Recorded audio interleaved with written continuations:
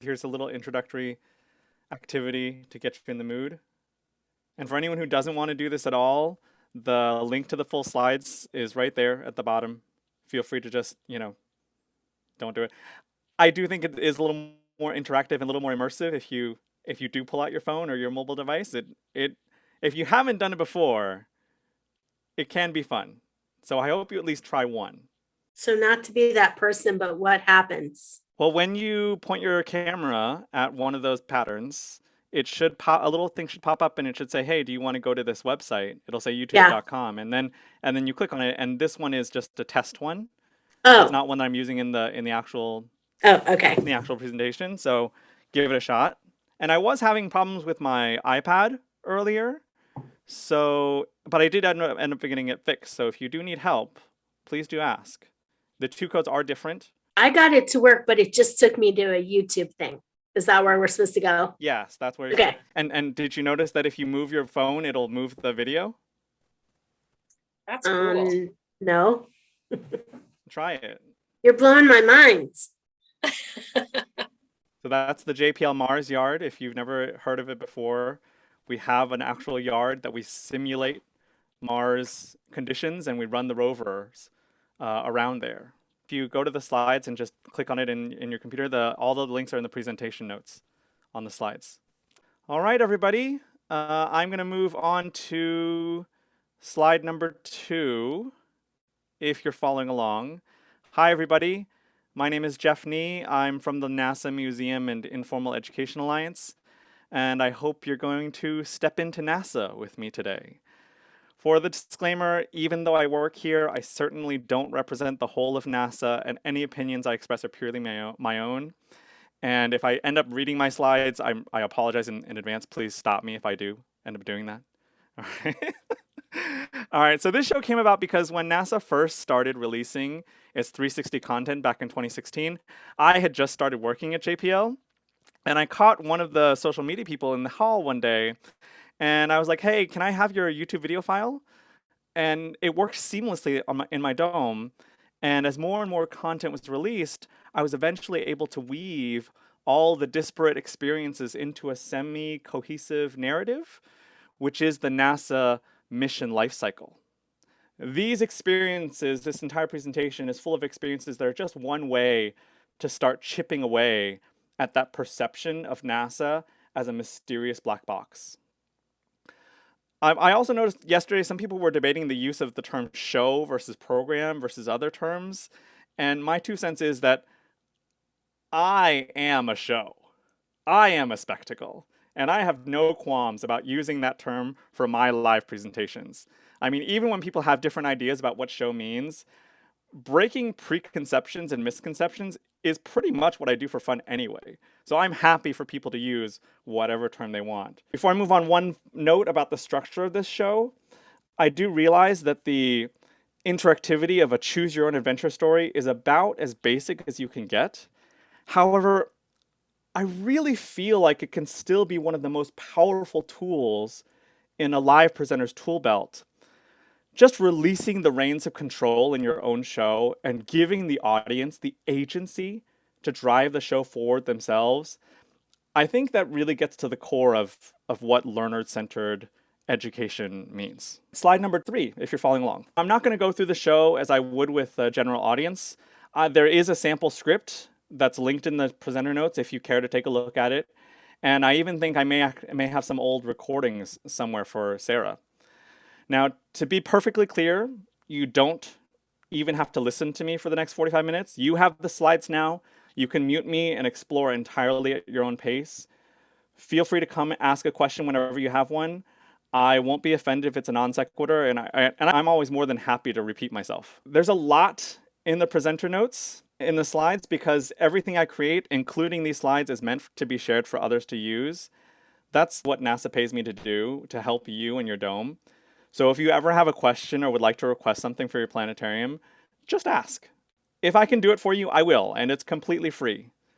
Well, taxpayer funded, I should say. So thank you for paying your taxes, no matter where you are. And someone's asking, Ben, how do you access YouTube? There's an app on mobile devices or there's a website. All right, so we are now on slide number 4, for anybody who's following along. This is your first official interactive. I use those resources to create my own 360 videos. If you're taking a look at this one, make sure you're using at least the 4K or high quality option. It looks pretty bad at lower resolution because the stars and lines are so small. I created this in the free software Blender, and the notes have links to all of my working files so that you can create and customize your own. Say if you wanted to make your own for your own YouTube channel, you can totally take it and do whatever you want with it. Now, none of us needs a star field or constellation borders, but again, I made these simply to increase the interactivity when you're presenting virtually without a dome. And I hope it's working for most of you. The concept of this particular visual, of course, is that humans started exploring space with the naming and tracking of all these mythological constellations, just like John and Elizabeth were talking about earlier. And I love the mythology and stories. It's how I got into space myself. I think Mark mentioned it. It's a gateway to space, the mythology and all the stories. And NASA still carries on that legacy. NASA still uses the constellations today to map out the whole universe. Let's go to slide number 5. This is the second interactive if you feel like poking around. This is called Home and City, where you can go around a virtual setting to spot some of the different spin-offs, which are NASA technologies and research that has found its way into your consumer products. There is an offline kiosk version for this. If you want to include this in exhibits or classrooms, you can. Now, people know that NASA studies space, but as I said, the details get lost sometimes completely. It's actually very rare to find a member of the general public who even knows where NASA is located. Even when I was working in a planetarium teaching about NASA missions, I'm not ashamed to admit that I hardly knew anything about the breadth and scope of what NASA does or even where it is. So the point of this slide is that NASA is everywhere, everywhere. And specifically for Carrie, I looked this up just for you. Even though NASA doesn't have an official center in the Northwest, there are NASA researchers and projects everywhere. For example, the University of Washington does indeed have its own space mission with NASA. You want to hear what it's called, Carrie? It's called Husky Sat. No way. I'm not joking. That's what they decided to name it.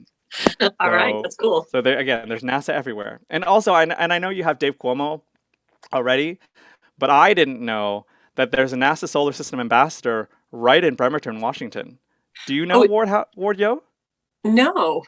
He's right there in Bremerton. Ward Yo? Yep, Ward Yo. I can, here, let me send you. There's his bio, and you can reach out to him whenever you want. And I shouldn't be surprised. That's the whole point of this particular slide. But I can't help but be a little surprised when I find NASA connections somewhere that nobody would expect a NASA connection to be. We're moving on right to slide number 6. And this is where we get to the real meat of the show. Now is a good time for me to pause for any questions or troubleshooting, if anyone has any questions or troubleshooting needs. The NASA mission lifecycle is relatively simple, and it of course reflects pretty directly the engineering design cycle for anyone who's doing NGSS. So once you are officially a NASA mission, i.e. your ideas, your designs, and your proposals have all been approved by NASA, it's time to start assembling your hardware and the infrastructure your mission will need to operate. Now, before I let you run free, there is just one minor point that I want to make.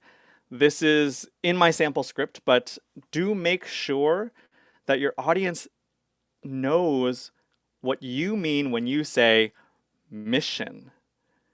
Don't assume they know, because statistically speaking, they don't know what a NASA mission means. So if you have questions, please ask. Okay, so I'm actually going to stop talking for about 5 minutes, if I can even do that. No, I can't. But I'm going to not say anything important for 5 minutes. All right, and let you just play around with these. That should give you enough time to explore 1 or 2 of these right now. In the planetarium, of course, we would vote, or I would call on the most well-behaved student to choose our destination. But you all can just have at it. 2 things to emphasize, especially with students. 1, you're not supposed to know anything going into these. And 2, any question that you have is a valid and good question that at least 5 other people have. So please do ask questions. And of course, I don't know everything, but it's really important for audiences to know that no one knows everything, not even at NASA. I will give it my best shot. And if you do truly stump me on something, I am always happy when I learn something new. To quote the great Richard Feynman, I don't feel frightened by not knowing things. I think it's much more interesting. Do I know what 360 camera is used? Robin, no. Well, I do and I don't, right? Because every center, there are centers all over the country. Every center has their own different budgets, different systems. It's really fragmented. Paul, yes, these are equirectangular when I share them. I find equirectangular to be the most universally friendly for whatever system you're using. So if you're using a digital full dome system, equirectangular should be workable in your system. Susan's asking, what is the definition of a NASA mission? There are many ways to think about it, of what a NASA mission is. On the most boring scale, a NASA mission is a pool of money from which people take to do a certain thing. Here's $500 million, go to Pluto. What is definitely not a NASA mission? Okay, that's a really good point. I am definitely not a NASA mission. If you want the technical term, I'm called infrastructure. So, just like the Deep Space Network, the bottom left, that's the newest one, by the way. So infrastructure is not a mission. Let's move on to slide number 7. After you've assembled a whole or part of a spacecraft, it's time to test the living daylights out of it. You are on the hook for hundreds of millions, sometimes billions of taxpayer dollars, and there is no AAA in space, except for a few examples. All right, your hardware has to work the first time, every time, literally for as long as you can make it last. These 5, they're all experiences around testing, and again, I'm just gonna let you play with it. Yeah, see, I knew Patty would know the exceptions. Would you say, Jeff, that the parameters for testing have changed now that they're having so much success with missions lasting longer, like the rovers lasting longer than they ever anticipated, and Hubble lasting longer? I mean, it's pretty incredible. My answer to that is NASA has always had the most stringent parameters for testing, always. You know, if you think all the way back to the Apollo missions, those things lasted. Right, those capsules are still here. You know, you can go to the Smithsonian and, I don't know, do they let you touch one yet? Especially for human missions, right? When human lives are on the line, you do your best to make sure it lasts forever. Basically, that's kind of your goal. The only limiting factor is how much money you have, money and time. Feel free to share which one you're looking at. If you find a really good one, it's for sure someone hasn't looked at it yet. So it was fun looking at the James Webb because I got to see it at Goddard before it left Goddard. Mm-hmm. Yeah. So it was brought back some really good memories. But then I noticed you didn't have the video of when, you know, the James Webb during testing got screwed up and delayed further. I'm only laughing because the people at Goddard were like, they ruined it in Houston. I know, no, it's space is hard. Yeah, it is. And James Webb wants to do something that was impossible literally like 20 years ago, right? Within my lifetime, it was impossible to do what James Webb wants to do. And so when you want to do the impossible, it's just hard. But if you want it done, this is what it takes. Well, actually, I think right? I kind of wish it was a little bit more in the public face, just so they can so our students can understand that mistakes happen or things happen that delay it because of what you said. Does anyone know about the Von Karman lecture series from JPL? If you haven't heard of it, it's just a monthly public lecture series that we live stream.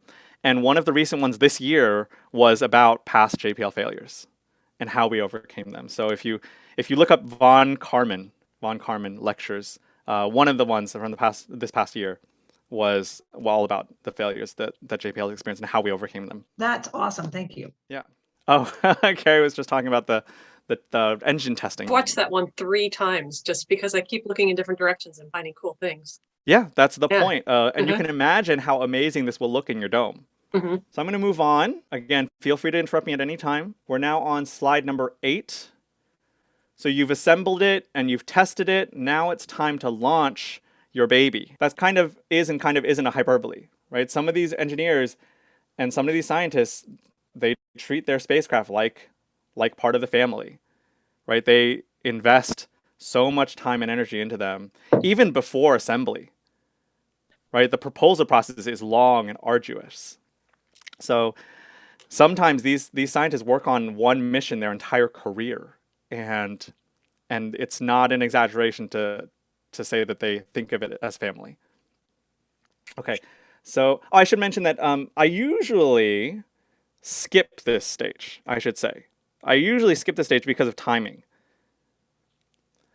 And I know launches are super exciting, but honestly, there are more amazing experiences coming up, and my sound system isn't good enough to rumble seats anyway. So if you don't have a good sound system, you know, feel free to skip this one. But I will give you a minute or two to try this one. Shira, the SDC one, the Spacecraft Environment Complex, that one is a online tour, but I do have the content offline, so you can still put it in your dome. And links are in the presenter notes. All right, I'm going to move on. In the planetarium, this is where I would fly off the Earth. And, you know, we've launched our rocket, but this is where I would fly off the Earth and go flying around the solar system in the dome. So instead, here are two interactives that you can pull out anywhere, anytime. I've literally pulled these out for someone standing next to me in the line at the grocery store, you know, back when people used to do that sort of thing. And so I hope you find these useful too in any capacity. These are also great to embed in your own website to engage your online visitors. You don't even have to credit NASA. You just plop it on your website and people can spend hours on your website playing around with these. So take a few minutes. You know, like I said, there are hours and hours of content built into these interactives, and there's a whole team of people adding to it and updating it every day. Every day. You know, I wish I had that many people working on planetarium stuff. Yeah, and I guess I should give a shout out to OpenSpace. Yeah, OpenSpace, if you haven't heard of it, NASA does make its own planetarium software. I'm going to go ahead and move on. Slide number 10. Here we have experiences just in our celestial backyard. Same deal, take a few minutes. Let me know what questions you have. It's okay to try to stump me with a question of, Jeff, what is that thing in the corner there? Just to make me say I don't know. Jeff, what's the square root of 516? 516. 23 and change? Is I it? think it's 22 and some 22 change, and but change. very good. Thank you. I was trying to be obnoxious. And I do orders of magnitude anyway, Patty, right? I'm a space person. Nice. All right. This is a good chance to say that if you haven't glanced at my sample script yet, each of these little experiences has a short little one-liner attached to it in case it's useful. I've done this enough where I usually just mute the voiceovers in my dome, and I opt for a more interactive, what do you notice? And what questions do you have with my audience? I would highly recommend dedicating time to audience questions, at least in between stages, whether you do one or two experiences at each stage. I'm certainly not going to be the lips police if you just play the voiceovers though, right? NASA worked really hard on those. Somebody should be using them. Yeah, so Micah, it depends. It depends on what the audience wants. If they seem really interested in a specific section, I can just let it play. If it seems that they're not, I pause it and I move on. So it's completely up to you. It's again interactive, live. You should be reading your audience and seeing how much they're paying attention, how much they're glancing at their phone. Although in this case, that's counterintuitive, right? If you're glancing at your phone, I know you're engaged now. Benjamin's asking, have I done this with a live stream audience other than us? No, this is new for everybody, right? And if I were doing this, I would want us to all stay together in one experience at a time. So I would have reworked the slides a little bit differently. Moving on to slide number 11. So after we've played around in the solar system, it's time to leave the solar system. So here's a Galactic Interactive, just like the other ones. Take a minute for this one too. Just like before, it's mobile friendly, website embeddable, with hours and hours of content updated every day. I especially like the compare size. I've featured it here in a screenshot. And Kepler-62F is a special shout out to Alan and Toshi. I think I do remember that. But you know, in 2020, there was a real Earth-sized habitable planet found deep in the Kepler data. I just ran across that today. Yeah. That Kepler data it's going to be giving for years and years. All right, I'm moving on to slide number 12. After we leave the solar system and take a look at the galaxy as a whole, even though NASA's never been out this far, we can still learn about the universe beyond the solar system, right? This is an important thing to point out to audiences, is that you can learn about things beyond your own personal experience, right? We know things about the distant past without having anybody alive to tell us about it directly. We can learn about the distant universe without ever having traveled there ourselves. That being said, remember that there is a pair of missions that has exited the solar system, so pat yourself on the back. Congratulations, you're officially an interstellar species, right? Yay! I knew you guys would know. Yeah, both of them. Yeah, and going back to the whole mission thing, so some people consider the Voyagers as one mission.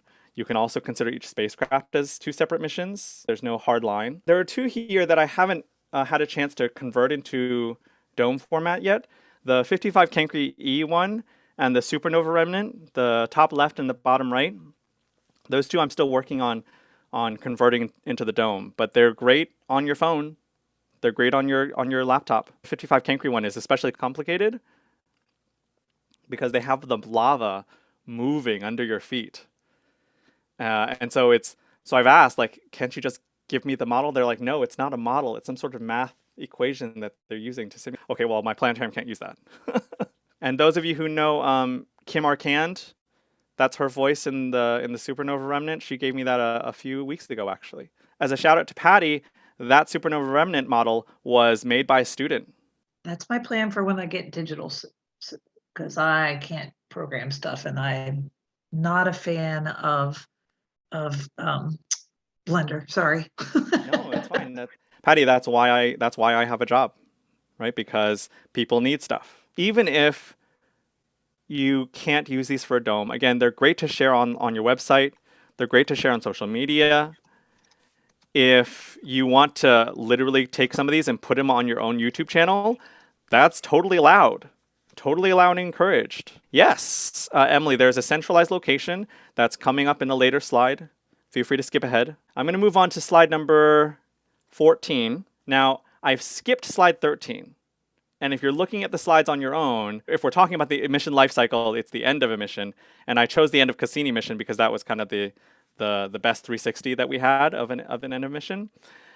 But honestly, I just never have time for it. I never have time for it. People have so much fun looking at all the other stuff, which is a shame. But if you are going to do it, if you are going to make time for it, the important thing to say is that people work on these missions for years and decades. Imagine dedicating every working hour to a single mission for your entire career and then having to end it. Those emotions that you see in slide 13, they're very real. And I don't think it's a hyperbole to compare it to, say, to a pet whom you've raised from birth. To anyone who's ever lost a pet, I hope you can empathize every time you hear about a NASA mission ending. Yeah, all the feels. I like that. All right, and so for this slide 14, this is just one of my favorite graphics. Just look at everything NASA is doing for you. There is no way that any member of your audience knows about all of these. The administrator of NASA himself can't possibly know about all of these. And this isn't even everything. This graphic is from this year and it's already outdated. Another gold star to anyone who notices which planet is missing her recently announced missions. Very nice. Very nice. You guys are quick. Venus, we are so excited to be going back to Venus. So stay tuned to that for in the coming years. It's super exciting. You know, I know one of the scientists who's on one of the missions. She's literally been wanting to go back to Venus since she was a kid. So she finally gets to go. So Jeff, can I go ask a question about, I'm trying to wrap my head since I don't have a digital theater yet. Mhm, mhm. So, you know, when you're doing this choose your own adventure, I see how well it's going to work with my phone in a lobby, but how are you doing it in the dome? You said these are 360, so we could project it on the dome, but are you still allowing them to decide and then throwing it up there, or what's your envisioning here? I swear I didn't set Patty up for that. He did not, but On slide number 15, Patty, the answer to your question is the bottom left. Oh, I should have gone to the, I say I never read the last page of the book first. I should have. So how do I actually use these in the dome? There is no rule, obviously. You can use it however you want. Just fading it on and off is perfectly fine. There's no rule that says you have to be all fancy schmancy with them. All right, but if you go to the bottom left one, the Planetarium preview, I made a 360 video to kind of show you what my dome looks like. So when you do that, look to your right, and you'll see that I've kind of paneled them all out, paneled all the options out for the backyard section, and then I just bring one of the spheres in closer and closer and closer until it engulfs the entire dome. And so that's how I use them. Now the top QR code leads you to a playlist with more than 100 different experiences and clips. Most of them are downloadable somewhere. If you have trouble finding a particular one, just ask and I'll try and track it down for you. The Planetarium preview shows you, like I said, what I meant when I say step into NASA in my dome. And I really hope that you have more questions. I really hope you have more questions now or in the future. I hope you want to learn more. So if you're not a member of the Alliance already, you're more than welcome to apply. It is open to our international friends, if they're still on, which they might not be because it's late. But it's still entirely free to international members. And I do have to point out that because we are publicly funded, we have strict ethics rules on what we can and can't do. One of those rules is that we can't have commercial companies be registered as members. However, those same rules also say that you don't have to be a member to work with us.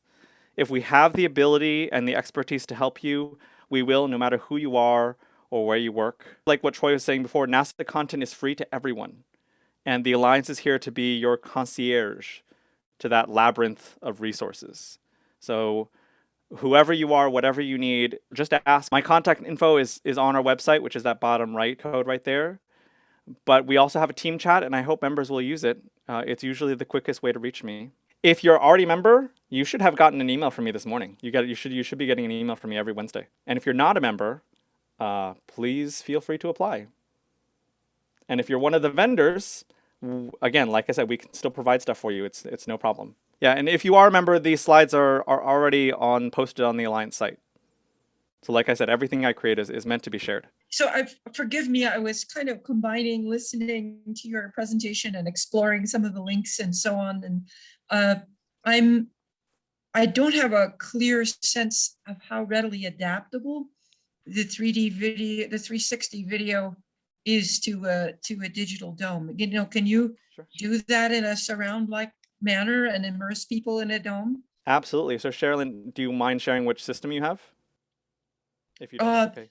You know, I'm actually asking on behalf of a consortium of planetariums that includes Fisk and Fisk Planetarium and Clark Planetarium and the Planetarium at the New Mexico Museum of Natural History and Science and so on. So there's a kind of a mixture, right, of folks that have different systems.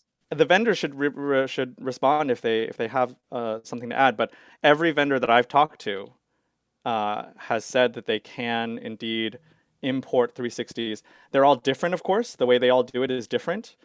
So if you hear of anybody who has trouble, my contact info is always free to share. Again, it's right there on the website, publicly available.